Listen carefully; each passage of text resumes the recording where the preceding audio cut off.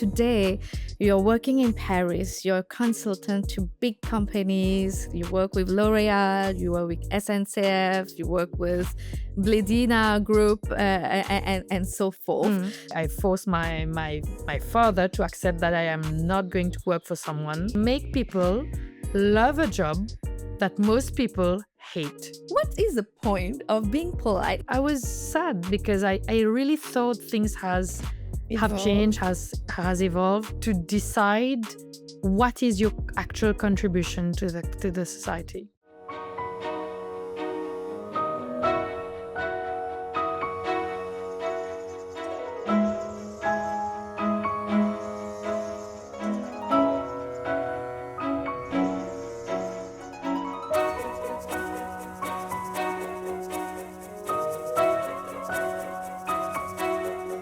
Hi, everybody. Welcome to the Hot Seat. Today I have a special guest. They are all special guests, actually. And this guest, I've interviewed her before. We had long conversations when I started my podcast. And we were in a setting that was trial and error. Let's put it this way. We were in Paris. And now we are doing a proper podcast. And I'm happy to have her. She's somebody very special to me. She has been in my life for a very long time. We started our teenage life when we were 20, 21 years old. And since then, we've known each other. We've been with each other for ups and downs in life. And she moved abroad. So as you know, this is usually my topic on conversation. I talk a lot with people who've moved abroad, who lived abroad and come back to their home country. And yes, I'm so happy to have her today. So welcome to the Hot Seat, Krishini. Thank you. Thank you, Kisina. It's good to have you. And thank you to- to make the time to come to Germany. Yes, my first time in Germany, actually. How are you liking it so far? So far, so good. So far, so good. I got to visit a cockpit. I think it's the 10th time I've told you this, but yeah, I've got to visit. The pilot was nice, so So we have no pressure to show you around because you've got your highlight. I've got my highlight. I've got my cockpit. All right, amazing. So yes, welcome to the Hot Seat. I'm so happy to have you today. Like I said, we've speak before, and I know you are somebody that I'm going to have on my podcast quite regularly because we have a lot of things to touch on. But today, since it is our first actual podcast that we're going to put forward, I would like to talk a bit about you. So maybe you can just give us the brief about who you are, where you are right now in life, and then we will continue from there. Yeah, sure. So I'm Krishini. I am Mauritian. I moved to France around 10 years ago. I followed my husband. And since then, I live in France. I have my business in Mauritius. I kept it in Mauritius. I am self-employed in France. So I describe myself as having two homes. I have two countries that I call home. France and Mauritius, because I actually work for both, work in both countries. And so I have never actually left Mauritius. So I would say that, yeah, I have two countries that I call home, France and Mauritius. Okay, so you grew up in Mauritius for Yes, most part of yes. it, and then you moved out, right? Until my 29 years old. I left at 29 years old. I think. How was this experience about moving? Like, because when we are young, this is a dream for any Mauritian to move to France, to move to Yes, to Paris. France, And I had actually. this dream too as well. And I couldn't move because my father was super sick and, financially it was not the right moment either. But like now you live there, you're Yeah. living so many of us dream. It's not a dream for me anymore, but like, what was it moving there? And did you have the same experience that you were expecting to have? Was it like this wow effect, like, yes, I live in Paris now? No.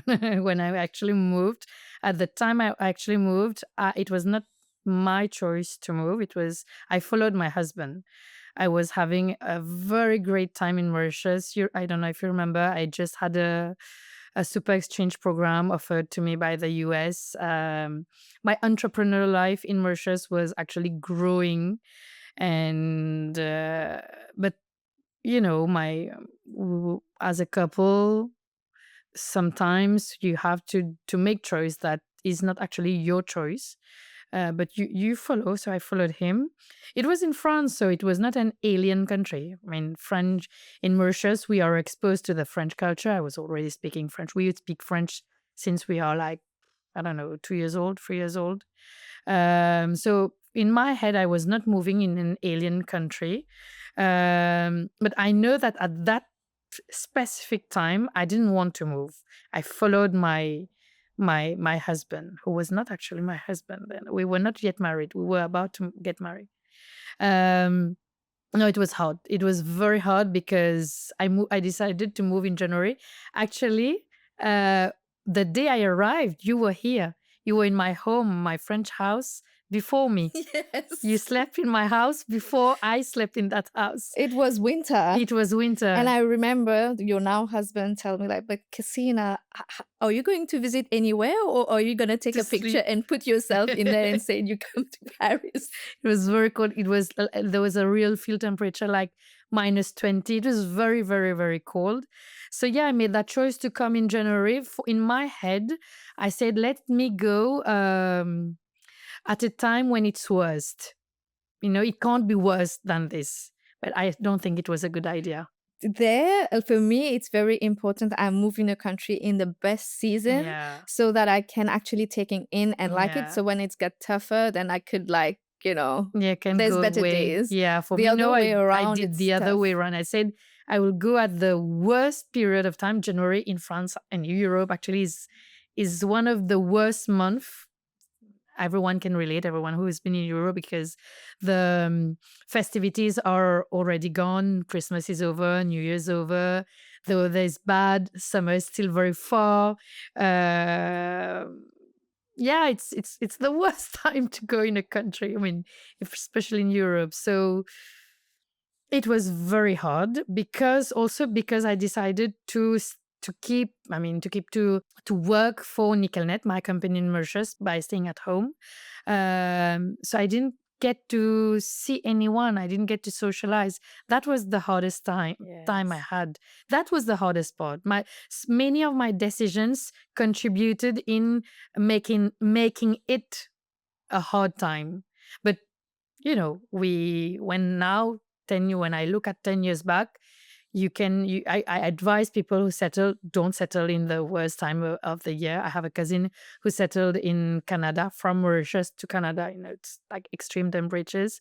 She went in summer, and I think she did a very good thing. So I can see pictures where she seems to be having a good time. And then also, yes, socialize.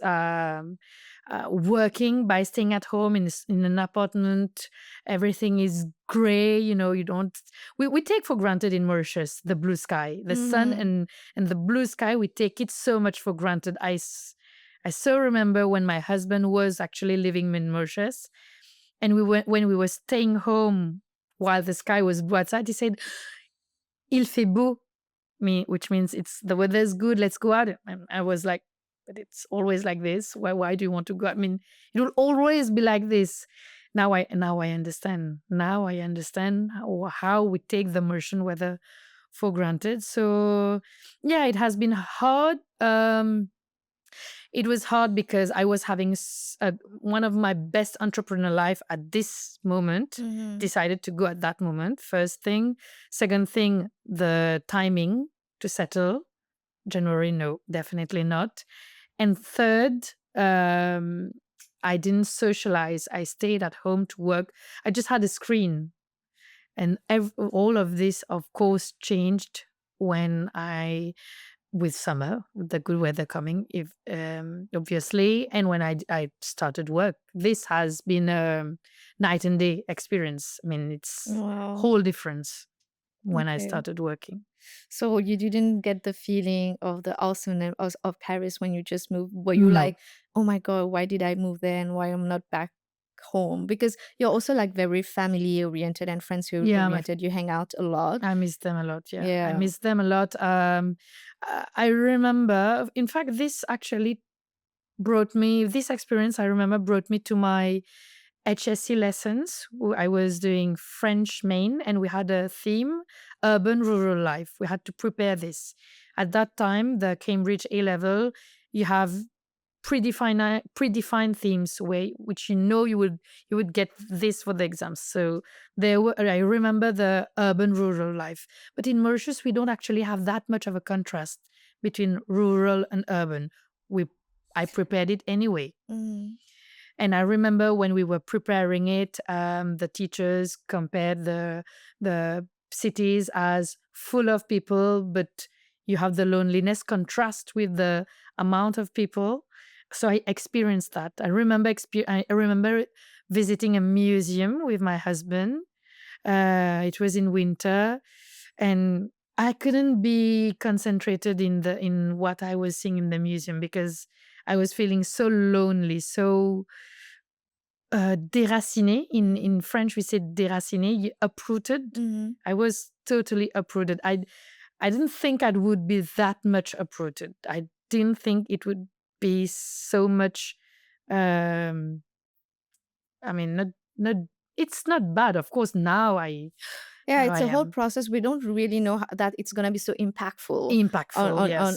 on our life. Mm, And but it's if out from experience, I can tell you, like, it's not only when you move out of Mauritius itself. As you know, I moved out of my parents' place just after university. It's very uncommon at the time in Mauritius.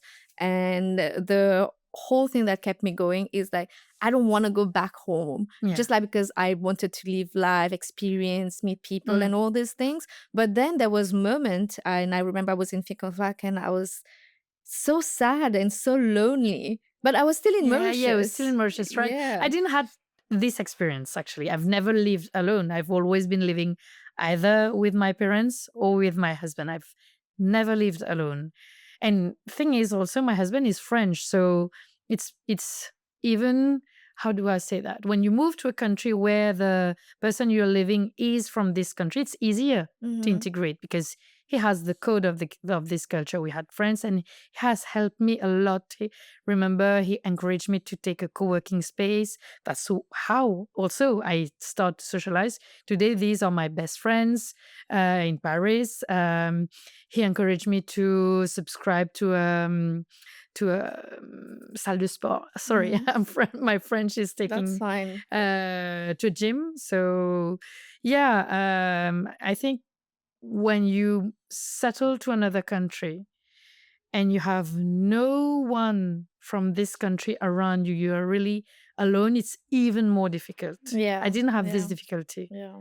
It has it's Paris. Paris is different from other cities. Hmm. Even French people know that Paris is, we call it like a vacuum. Hmm.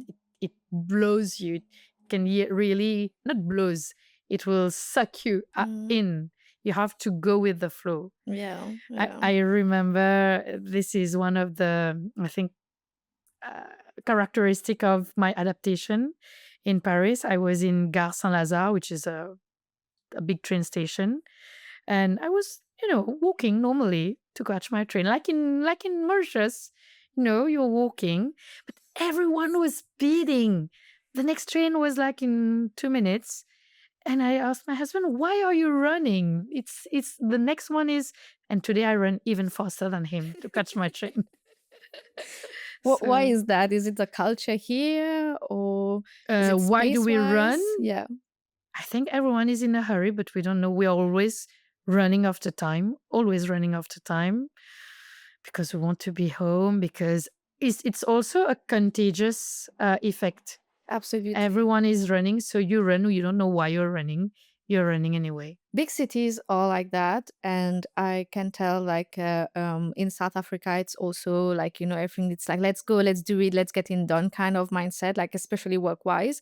And when I was living in Brazil or other places, I always at some point want to come back here in South Africa, because I was like, okay, I need this, because it really stimulate me and keep me going and doing the next projects or the next thing. But when you are on a stuffed piece of island, the vibe, how it is. We'll talk about Mauritius maybe at some point in this podcast. And like, it really affects how we move forward, right? Mm. Definitely. No. That I mean, I took emigration for granted. Mhm. And you spoke about France. France for me, I come from Mauritius, yes, but I mean specify that I come from Cap Malheureux, which is a very touristic village. And as I am speaking now, as at today, the Chapelle Rouge, the Mhm. Red Chapelle, is the most photographed spot in Mauritius. So I grew up by speaking, meeting a lot of French people because when you go to the sea, they speak to us. Even my parents randomly met a couple getting married on the beach, and they asked my mother to be the witness. So my mother Oh, is wow. actually witness of a random French couple. I am speaking about that years ago. So France, in my mind, was an ideal country. I have dreamed about going to France, settling in France, doing my studies in France. But as you, my parents didn't have enough money to send me. So that was during my real teenage, 15, 16, up until my, I would say, yeah, early 20, very early 20. And then, yeah, when I actually moved to the country 10 years later, it was not at all what I wanted to do. Yeah, I it's have, not the same yeah, experience and everything. yeah, I didn't want to move at this point. So we moved because, yeah, my I think as a couple we both need to have our balance. My husband didn't find his balance anymore in Mauritius. Mm. For me, it was easier to manage my company by working from anywhere. But yeah, there has been all this adjustment. But because Yes. managing your country, especially a cleaning company, when you are abroad, I didn't have like a translation company where you can really work from anywhere. A cleaning Mm. company, it's we say it's a hands-on experience. Exactly. You need to Yes. be there. Yes. So yeah, it took time. It took Yeah. time. Now I'm very happy to have moved.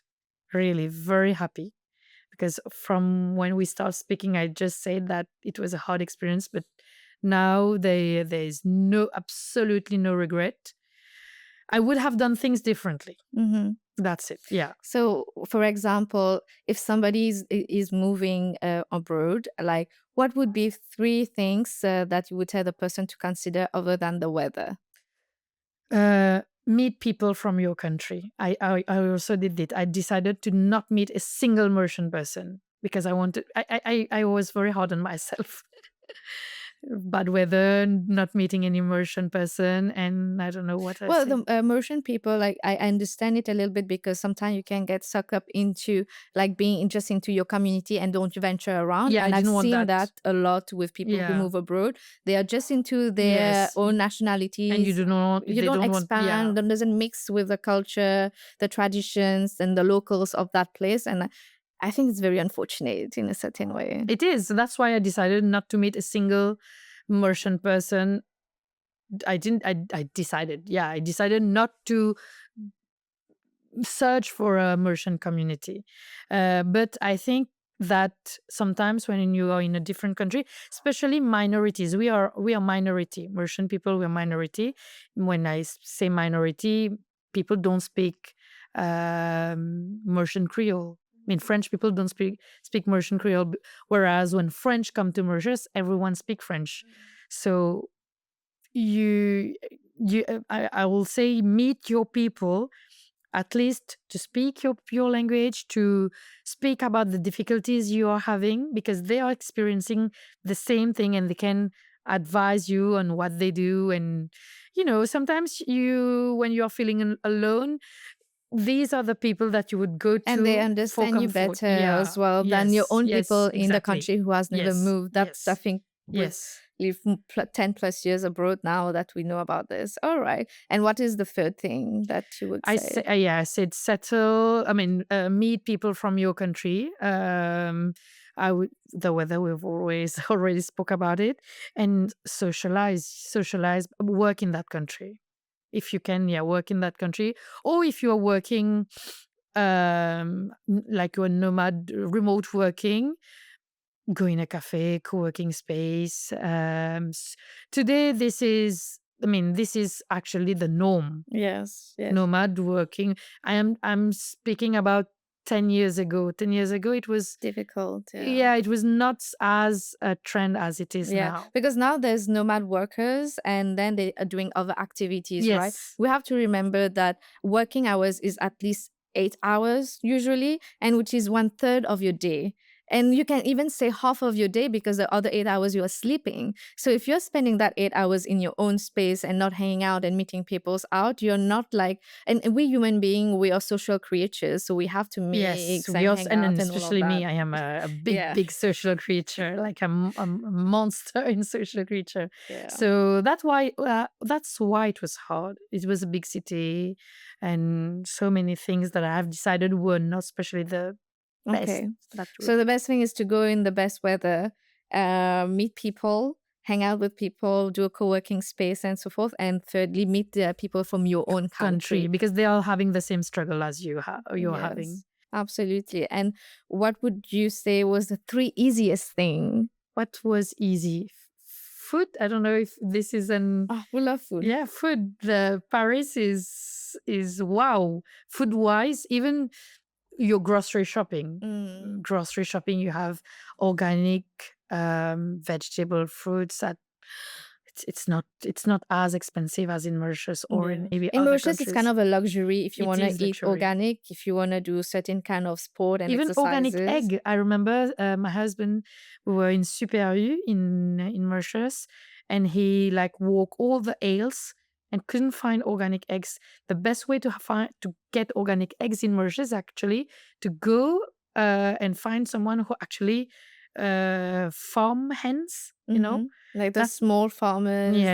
yes, that's the only way. So food wise, wow. Food wise, Europe is top of the list. Second thing is bicycle. I love bicycle. I love cycling, and you have so many piste cyclables, cycling roads. Mm-hmm. Sports also. We can practice. I mean, everyone practice sports. It's in the culture. That's a really good thing. And I think Yeah, that's something which is growing in Mauritius now, we don't but have like it. we struggle a little bit. Like I struggle a lot to do sports. But if you're in an environment, everybody is doing sport, it's an outside space, Yeah, you it get forms into part of it. your life. Yeah. Maybe people listening to the podcast, maybe expat living in Mauritius. I mean, when I say expats, it's European people living in Mauritius couldn't relate. Say, oh, what is she saying? Sports in Mauritius, you have so many sports. Yes, but when you belong to the Mauritian culture, Hindu or Mauritian culture, sports doesn't form an integral part of our life. Education is the thing. Like, yeah. Academic education. Sports is like a hobby, something that you do at school, Mhm. but it should not be taken seriously. No, if you decide to do it as your job, no, it has to be academic education. So yeah, I would say sports, food, the mentality also. Of course, in Europe, it's more open-minded. There's no gossiping. I mean, you have your own life. But it's weird because I miss gossiping also. I think as a Mauritian, we love gossiping. We don't Yeah. like to be gossiped about, No. but we like to sit with our friend and it was like, oh yeah, this and this and this and that. Every time I have my mom on the phone, I said, "What's new? What's the new gossip?" She said, "Oh, nothing."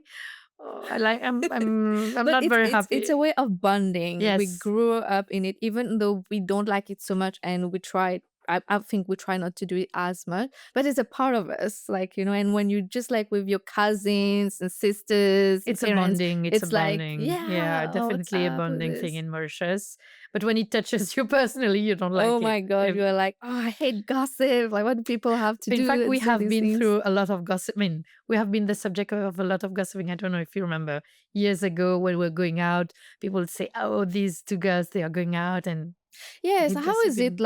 like, trying to be like independent girls in Mauritius? I think like it's a very interesting topic as well because I see that nowadays the Gen Gen Z, Z. it's a very different. I think like parents are not letting them grow and think and experience Mm, life. mm. Mauritius is already like a little bubble, and then we're trying to get our kids to be into that bubble, into their own bubble, Yeah. which is, I, in my opinion, like think like it's not a very good way in it, because the world is not very nice. There's a very nice part of it, and there is tough part of it. And if you don't start experiencing those a little bit in a controlled way, then when it comes to you, it's like a super shock, huh? I thought that Mauritian girls, young girls, were more independent until last year, where I spoke with 2, 3 girls I know, one I met in France, who came to study. And I mean, she didn't have the opportunity, in fact, to study. She went back. But she told me that it was not her choice to go away from Mauritius. Mm-hmm. But because her parents were not giving her the freedom, when I say freedom, is just going out, meeting friends. It's just the a same mission. struggle that we had Yeah. 20 years ago. She's having these difficulties now. And I was sad, because I really thought things have changed, has evolved. But 2, 3 cousins and girls and random girls I met spoke in Mauritius. I have the impression that it hasn't changed that much. But at the end of the day, I would say like those experiences that we went through, and we have great times as well and tough times as well. But those are things that built us, right? And made us be able to go move in Paris, I move across the world, and so forth. And we still encounter struggle during those process. So this is the things that built you, Yeah, And if yeah, we were not forcing our parents at the end of the day, because they were very yeah, orthodox and yeah, so on, definitely. we had to kind of force our way into Yeah, it, I forced my parents for a lot of things. Yeah. The first thing, I forced my father to accept that I am not going to work for someone. You remember that you were here. He Yes. was so against me creating a company. But was he against you to create a company and go through the route by yourself, because then you have unstable income? Yeah. Or was it also of the type of the business No, no, that no, you were no. going It was into? simply because of the security behind. I was leaving my full-time job, and I was working for an NGO. Nice job. I was enjoying this job position, but I decided to create NickelNet at that point. And for him, he didn't understand why I was leaving a secure job position with stable monthly income to create. He was right at for some reason. He was right, because for, I don't know, 3 years, almost 3 years old, we basically had no income. I Mm, rely on my husband. I rely on my parents. You mm, know, but then when it starts, there's picking up, yeah. no comparison with an actual job position. But yeah, I had to struggle because, like you, I come from a culture where our parents have all been employee. Mm, They were employee, and their parents were laborers in the sugarcane fields. The entrepreneur culture is virtually inexistent. It doesn't exist, and it was hard for us, for me. yeah, it's uncertainty. There's no network, no one. Today I have I have some very well-known clients. I can, yeah, PricewaterhouseCoopers. We have had all the beachcombers hotels. We had to go and look for them. Mhm. There has been this um, struggle, I would say, where you have to present your service, and they have to decide why they would go with you. You have to be very good for these people to go with you.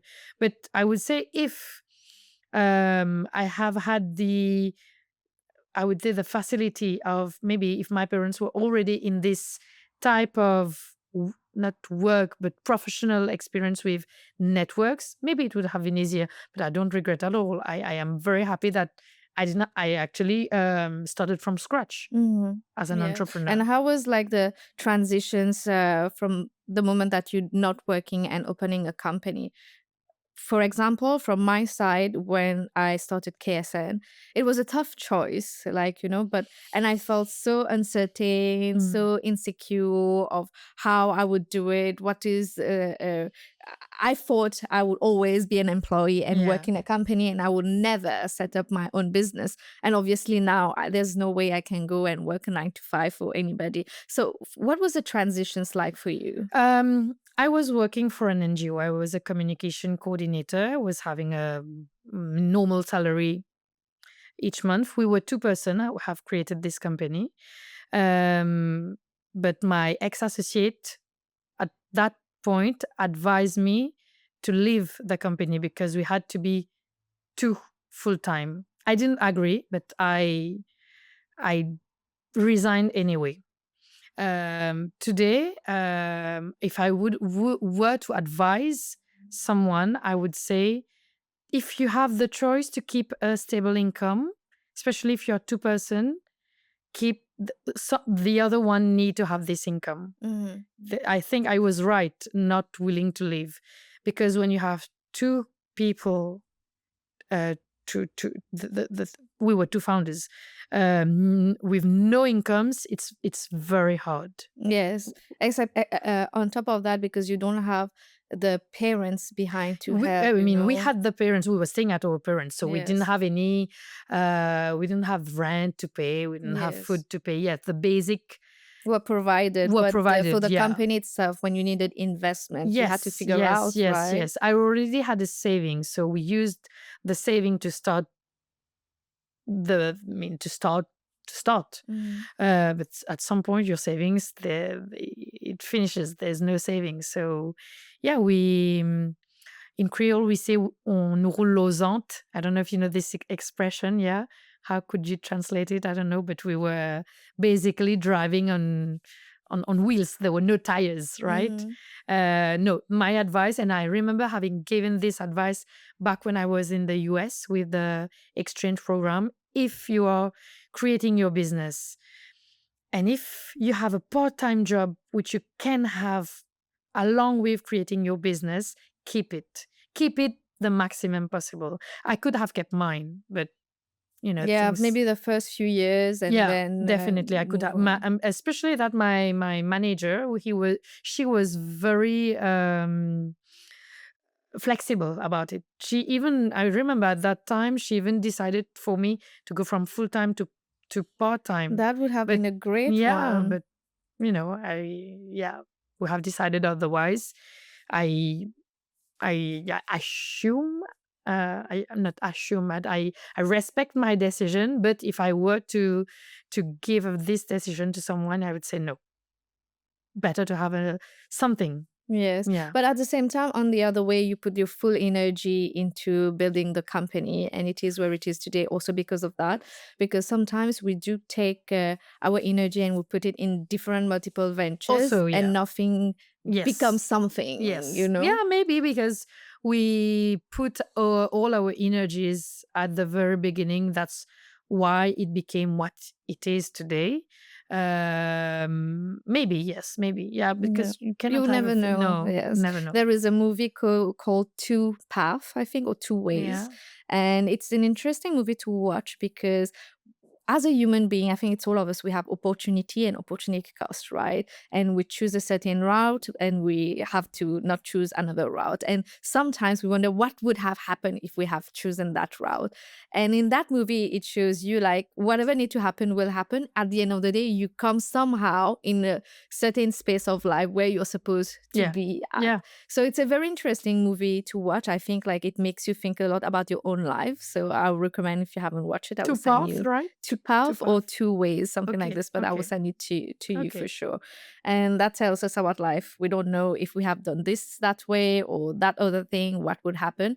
And instead of us keeping thinking about this situation, and I say that for myself as well, it's like, yo, you choose this way, keep going on this way, and you're going a certain Yeah, way. yeah, we have to respect our Exactly. decision at And some that point. way probably would take you some of the way that you've never think about. And for me, it happened a lot of time that you never think about. That is actually the whole reason why you choose this way and not that other way. Yeah, Yeah. yeah, definitely. Great. And then you said you manage your company from distance, right? Yes.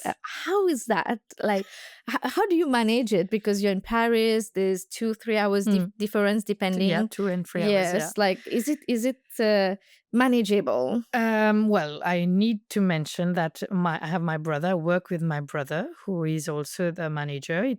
We have a very good relationship work-wise. I am the decision maker for the toughest decision. It's me. That's also something when you have a business. Put one person in the decision making in Oh, I the know also that I had other people in the mix, and then you yeah. realize you're clashing No, no, because no. you think One differently. person. Even Yeah. it's difficult. Sometimes you would have loved to have. I take advice, of course, from my brother when some things, but yeah, I get to decide the hardest decision. So yes, how do we manage? I would say thanks to him, to his presence, to his contribution. He is the one who manages the day-to-day operations. And then also I have a fantastic administrative assistant, Patricia, who has been a manager of a tennis club in the past. So she has this managing capacity. I say administrative assistant, but in fact, what she does in the everyday life is beyond administrative tasks. She is almost a manager also. I would say, yeah, I have two very, very good persons. The most difficult part are the cleaning technicians. In French, we have an English word to describe this, Okay. but in English word doesn't mean this. Okay. In French, we say turnover, but turnover, it means when people don't stay. Yeah. It's a cleaning company. Staff turnover. Yes, yeah. You say that also in Yes, we English, do. turnover. Okay, I thought turnover was like what's your annual Income. turnover income? Yeah. Yeah. Okay. Can use it Okay. in different ways. Yeah, so yeah, there's in cleaning company because it's a business, it's a type of business that people don't choose by pleasure. No one, I mean, it's very rare that someone dreams of becoming a cleaner. So they would choose it by default because they didn't have anything better elsewhere. They would come here. So the difficult part is managing my staff. It's a human job. It's a very physical job. So basically my job is to make people love a job that most people hate. That's my job. Or most people will look down upon you. Oh, you're a cleaner. So it means when you tell someone that you are a cleaner, we say cleaning technician at Nickelnet because they are cleaning technician. They cleans fibers, fabric, carpets. Jean-Paul Gaultier Jean-Paul couch. Gaultier Roche-Beaubois couch. Yes. So yeah, they are cleaning technician, but they are cleaners. At the end of the day, they are cleaners. The most difficult part, yes, is making people love a job where you have so many prejudices that are attached to it. When you're at school, I don't know if your teacher told you that. I don't remember actually my teacher telling me this, but it's quite known when your teacher tells you if you don't study, you will end up cleaning toilets for someone. This kind of comparison. So yeah, this is my struggle in Mauritius, is making people stay. Sometimes it works. I have how many? 1, 2, 3 person actually in my team. Four person who are here since more than 5 years. So when they are here for more than 5 years, you know that they are not ready to go. They have their stability. So the idea is to do this. Retain Yes, retain. employees. Yes. Employee retainer. Yeah. Okay. That's the most difficult part, I would say. I would say also, I mean, I have the impression it's something regular in Mauritius. when staff turnover is very common, especially because Mauritius is very small, and a lot of people are moving abroad because we speak two language, we're bilingual, Yeah. and it is a very useful Yeah. tool that we have in Mauritius. I'm Mm. so happy that we grew up with at least we're not just bilingual, we speak like 3 or 4 languages at least. And a lot of people are moving out of Mauritius. And to retain people in Mauritius, it's already hard.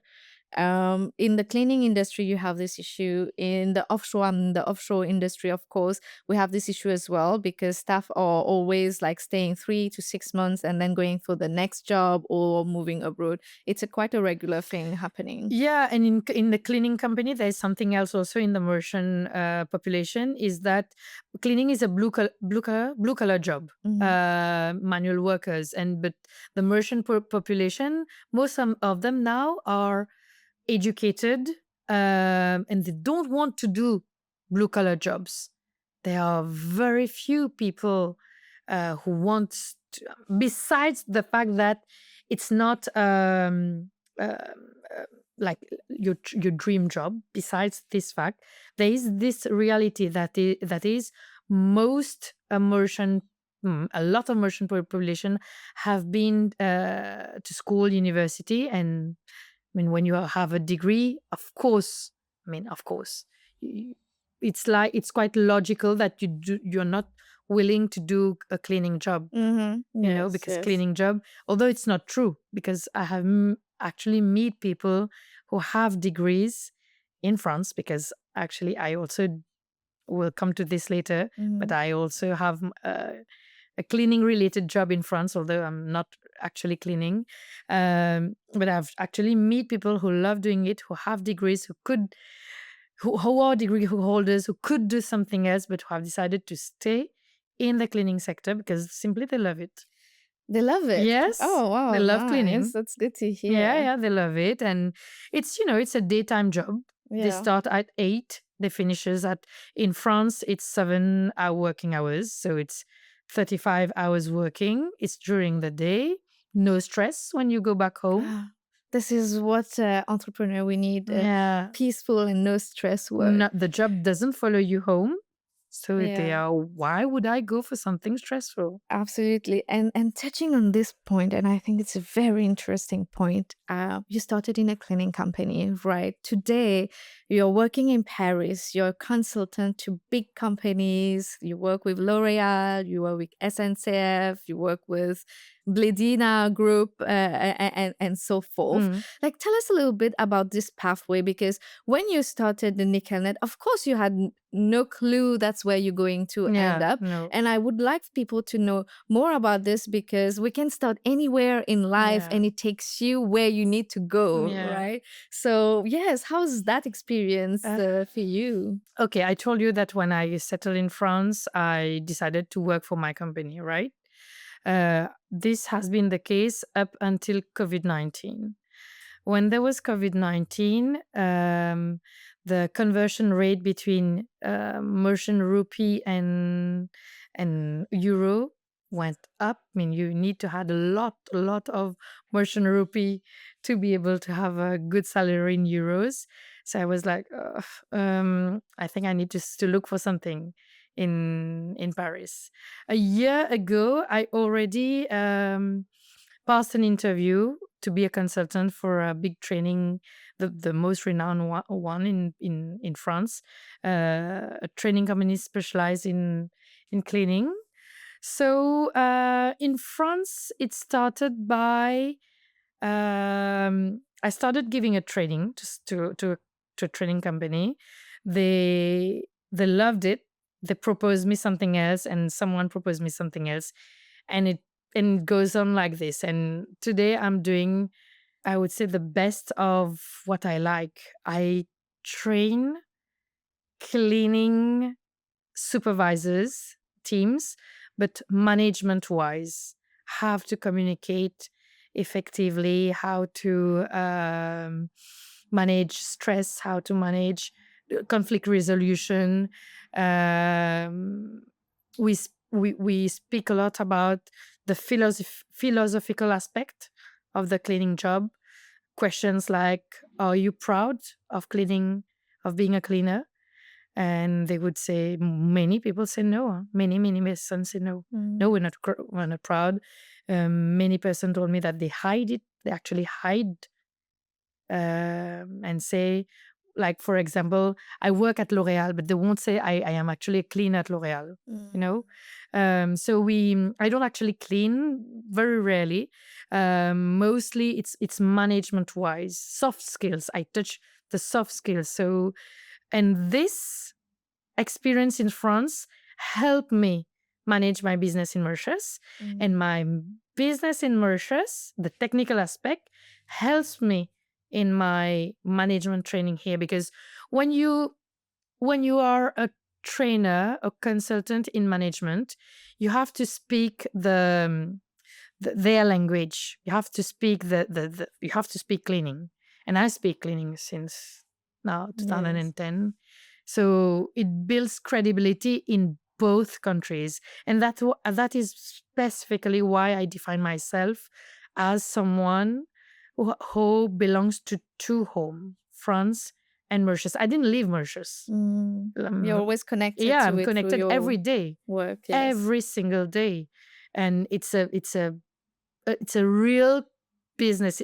It's a tangible business. I mean, it's not a bullshit job. Sorry about that. It's not a bullshit job. It's a job that everyone understands what we are doing. We clean people's stuff. We clean couches, carpets, houses, villas. It's actual job that actually make sense. What would be your advice then for people who are feeling this way?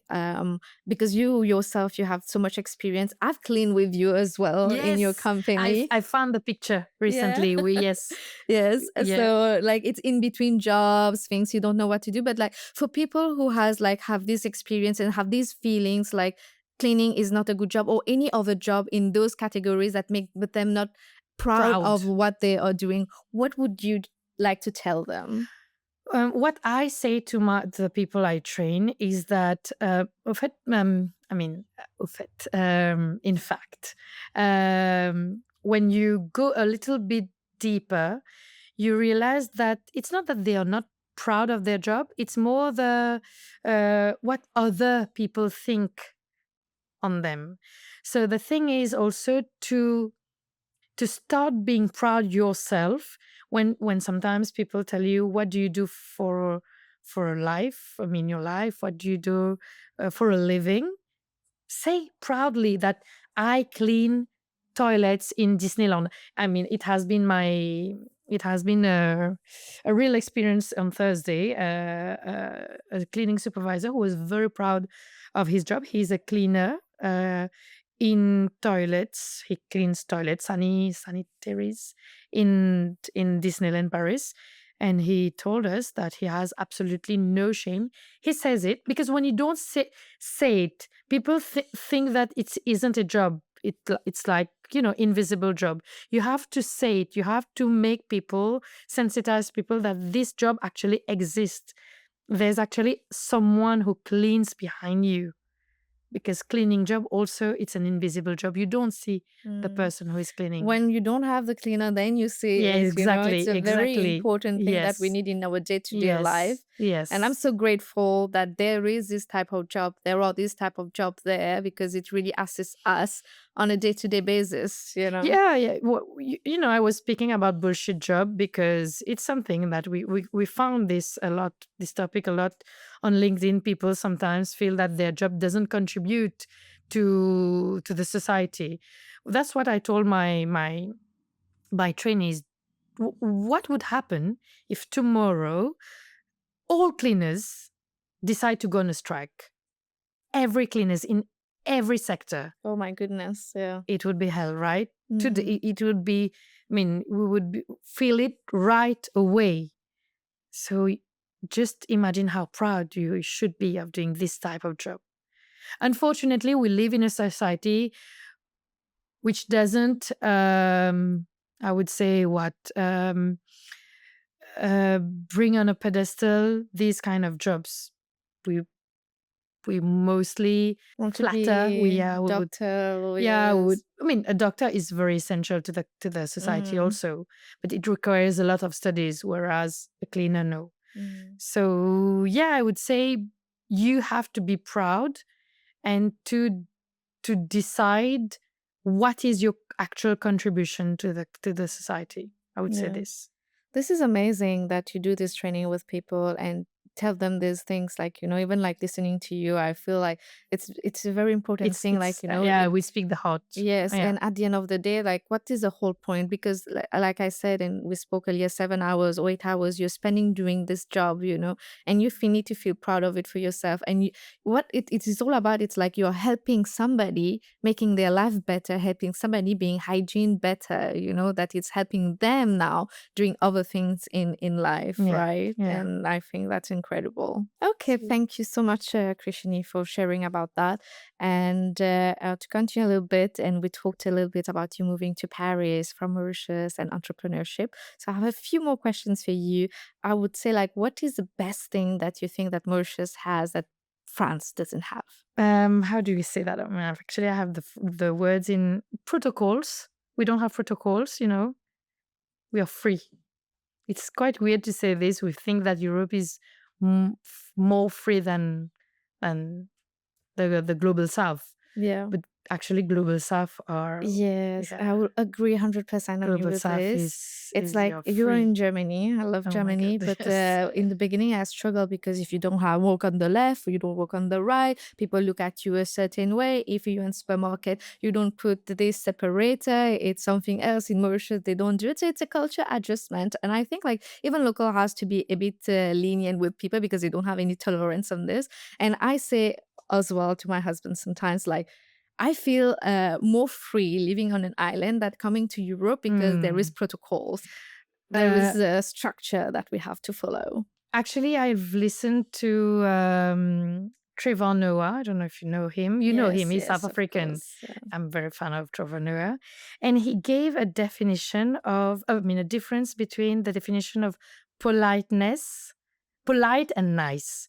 I think in Europe, people are polite, very polite. Niceness comes after. But in Mauritius, we are very nice people, you know? Not very polite. I mean, not very polite. I mean, when you go in the bus, you don't say bonjour to the driver. Do you have this experience? We don't do this. When you go in the bus in Mauritius, we won't greet the bus driver Yeah. or anyone else in France or in Europe. When we go in, we say bonjour, au revoir, merci. Which This is is nice yes, as which is well. very nice. Yeah. Politeness is very nice. But yeah, in Mauritius, the I would say, yeah, people are nice, warm, nice, Yeah. which is difficult to find here. Yeah. That remind me, I think one time I went with you in a hospital in France, right? Yes, And I the was. lady was like being polite, but she didn't want to be polite. It remember was like that. aggressive polite, Yeah. and I felt it. And like, what is the point of being polite if And you not don't feel like nice. being Yeah. polite? But that's the difference, I think, between yes. But I think Trevor Noah summarized it really good. Politeness and niceness. Yeah. Polite and nice. Okay, I would say fantastic. that. I'll have to listen to that Yeah. one. It would be interesting. And what do you think that France do better than Mauritius? Ooh, it's so many things. If you were to pick something. If I were to pick something, I like, I am a very, very literature girl. I've chosen literature in my as part of my studies.